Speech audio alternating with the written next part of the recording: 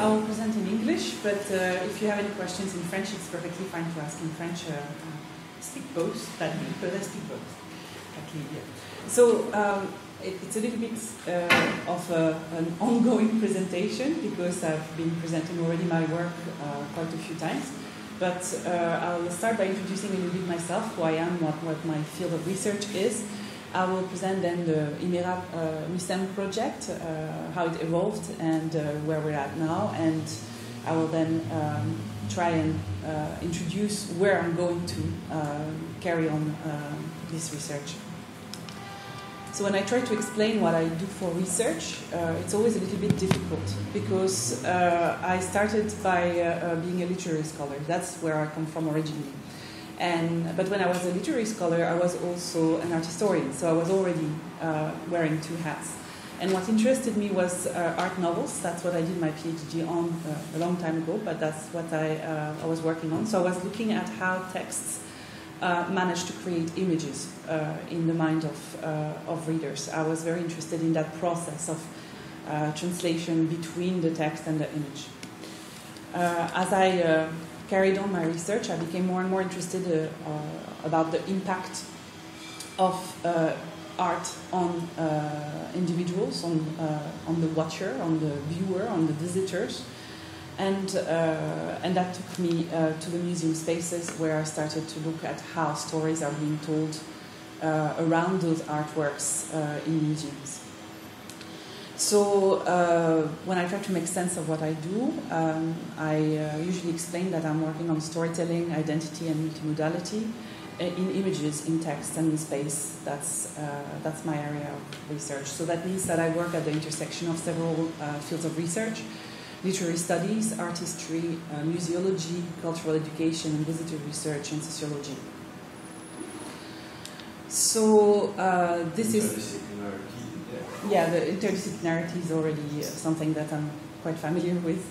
But that's... so I wanted to show you a little bit how it works, because often I wear two hats. One hat that's more museum studies hat, because universities are still very much disciplinary, as we were discussing yesterday with Dries.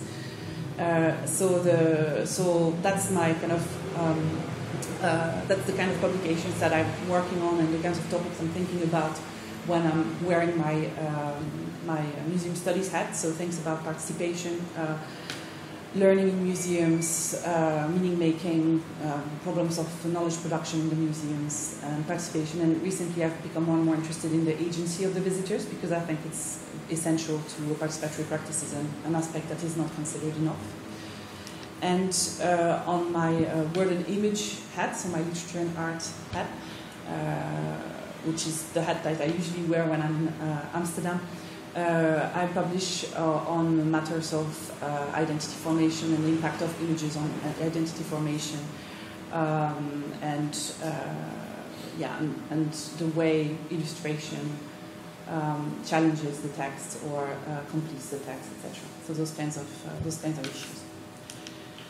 So my IMéRA project was an attempt at bringing together everything that I'm doing, at looking at narrative, identity, and multimodality in the space of the Mucem. So really trying to focus on that particular institution. So I was very interested in that institution because it's very young. It opened in 2013, so it's still a work in progress. It has 45,000 square meters of exhibition, which is enormous for a French museum. It's a national museum, actually, and it's one of the very few national museums that is not in Paris, so that's also an interesting kind of position. And it also wants to be a museum that's at the same time a European museum, a Mediterranean museum, a regional museum, and a local museum, so it really struggles with those different identities and those different stories that it's trying to tell. There's 350,000 objects, so they have quite a large collection. But the collection doesn't match exactly their aims, because it's a collection that they've inherited from the Musée des Traditions, les Arts et Traditions Populaires, which means that there is a disjunction between what they're trying to be, a society, contemporary society museum, and their collection.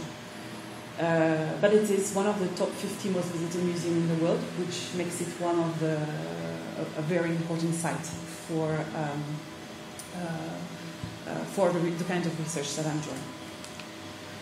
So my IMéRA proposal originally was really to try and bring narrative, multimodal exhibition strategies and identity formation together. And I started with the research question, kind of a double research question. I wanted to explore how narratives are communicated within museums, and especially narratives related to the definition of the Mediterranean world and in its dialogue with Europe, because I thought that that was, as I said, something that's already quite an interesting kind of posture. And I wanted to look at how such narratives are fed by research in anthropology, history, archaeology, art history, and contemporary art, and how this impacted on the visitors' identity formation process, especially in terms of community belonging. So I'm making this story a lot shorter, because what happened is that I had to change quite a lot of my research plan as we went, because of the structure of the Mucem, because of the timeline of the museum, which is quite usual in my field. We are very dependent on what's happening on the site. And so I split my research in two parts. The first part has to do with participatory practices and multimodal tools. And in that kind of part, I really want to explore issues of shared authority, multi-voice exhibitions, participatory processes, and issues around institutional change and audience agency. I've been interested in participatory practice for a while, because participatory practices allow an in-depth evaluation of really considering the museum as a co-builder of social and historical narrative, and also look at the impact on the presentation of the narrative, on the representation in the museum, on the sense of identity belonging of the participants. So that's really something that I worked on. So for that, I worked essentially with Florent, who's a curator at the Mucem, and who's organizing an exhibition on the social history of AIDS. And he's been working with a group of 40 co-creators for the exhibition, which is an enormous number for this kind of project. And it's actually working quite well so far. So that was one of the things that interested me, and of course he wanted to explore different strategies to work with this group and to also present his work. So for this aspect, we started a reflection group, which started just before I arrived, with various members from the Mucem territorial team, and with other museums, and we're meeting and discussing participatory practices, looking at cases and discussing, again, what the strategies are. And the idea with this workshop series is that we're going to create a handbook for the staff of the Mucem, which of course will be available for other museums, to try and outline some objectives, some do's and don'ts of participatory practices. So something. So that's something that we're working on now. And you will see that there will be a working day sometime in November. That's here, which will be followed by a writing day in Mucem. So hopefully by November we'll have this handbook ready. And what I would like to do then after that is a potential joint article with Céline Isna, who's also a researcher at the Mucem, to try and turn that into an article, because I think there's really some good lessons learned that have been developed there.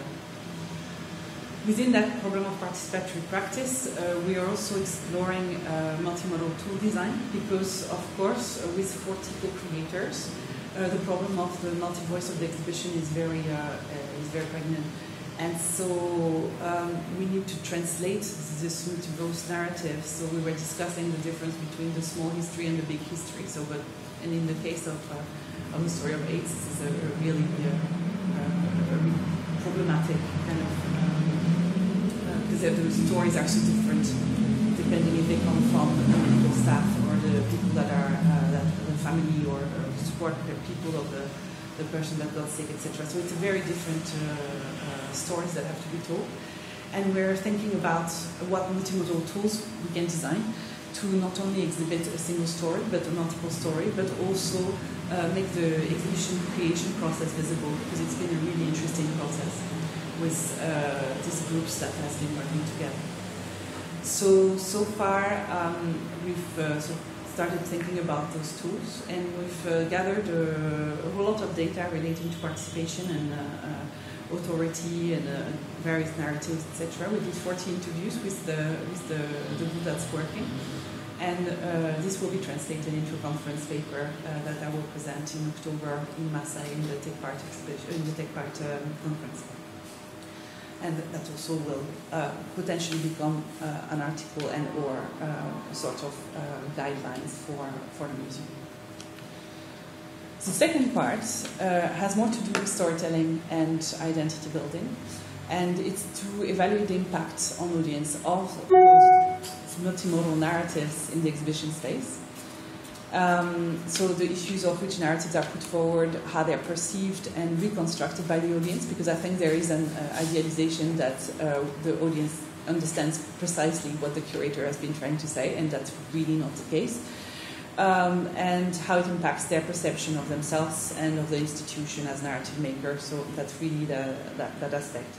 And for this work, I've been focusing on the exhibition Connectivité, which is a semi-permanent exhibition, which focuses on the Mediterranean narrative. So that really brings together a whole lot of my interests. And it's been a really interesting process because originally I was supposed to work with the audience department, and gradually the audience department, well, because of COVID, but also because of other issues, has been kind of withdrawing from the project, which means that I've been more and more independent in my research, which in a way is very good because that means that I can access the data I need when I need it. So I started doing it. I'm almost finished with the space analysis, which is really looking at how the narrative is presented in the space, how it unfolds, and how the tools are implemented in the space. I've already done expert visits, so those are visits that you do with experts in a specific field to get a specific point of view on the exhibition. So I've done one with, and of course they are critical, and they stay anonymous because they usually are very critical. I've done one with a scenographer, curator, a historian, and an audience expert. And I'm currently starting again doing visitors research, which is the main part that I wasn't able to do last year because the museum was closed. Recently, it has become,